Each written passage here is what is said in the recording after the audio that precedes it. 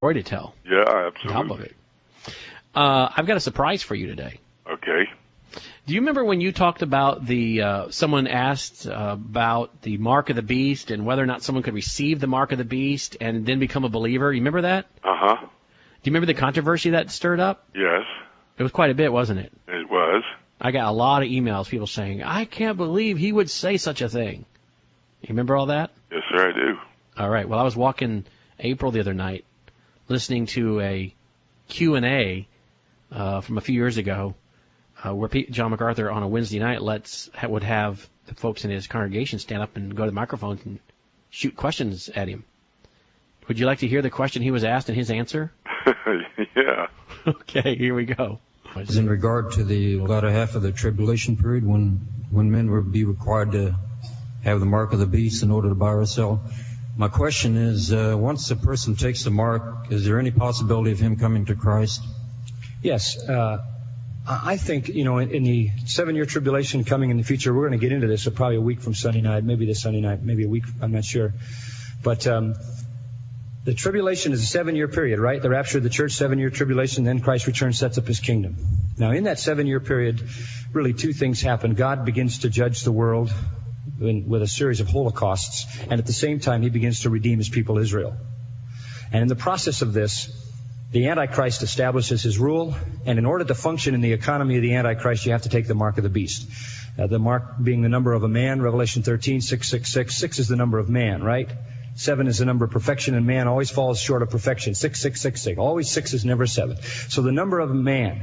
And apparently what's going to happen, you take the mark on your hand or on your forehead. And we've talked a lot about that, that's kind of the computer situation. We're now moving fast toward the time when we're going to have to do everything we do by cards and by numbers and all of that. And those numbers, the thing about a card that's a problem is you lose it, and they've already devised systems to put the number on your hand and on your forehead, and you go through a scanner, and that's how you buy and sell. It's automatically deducted from your bank account. Now, the question is, if you're living in the tribulation period and you take this mark, in other words, you identify with the beast's empire, will you still be able to be redeemed? And I think the answer to that is yes. Yes. Otherwise, there would be no salvation of anybody in the end of the tribulation. Yeah. And you've got to have the salvation of folks in the end of the tribulation. You're going to have the Jews redeemed. You're going to have, according to Revelation chapter 7, an innumerable number of Gentiles redeemed, so many they can't even be counted across the face of the earth. So I don't think the fact that someone takes that is a sentence to permanency, any more than you being a part of this world system once in your life means you have to be a part of the system all your life. Well, especially when the 144,000 don't start their ministry till the second half. Yeah, that's true. Yeah. That make it a little tough. Yeah. Well, there you go, Dr. DeYoung. Well, we're looking at the same book. That's what's so interesting, and that's what we were saying. I mean, that's not the unpardonable sin. You've got to be. I've never thought that what he said there was very interesting.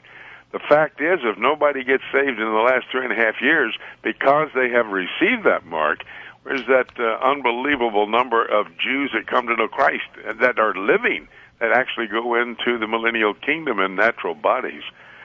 That's good that Brother John is looking at the same book that I am, and we came up with the same answers. Well, it is, and that was very interesting because you remember that was really, really controversial.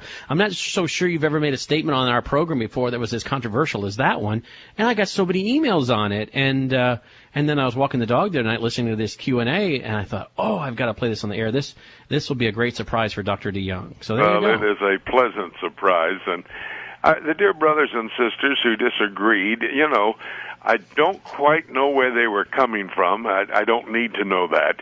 But just now, with that confirmation from another Bible teacher, and he's a great Bible teacher. I'm just a beginner, but no, I wouldn't say that. But go on. It's great to see that, and the confirmation of both of us believing that same thing. I wonder how many more emails you're going to get now. Oh well. You got two guys on your side that are pretty good, right? I think so too. Yeah. I do. Well, we both love you and love what you're doing, and have the opportunity to interact on your program. Well, the feeling's mutual. Thank you. Oh well. Oh well. Oh well. Oh well. Oh well. Oh well.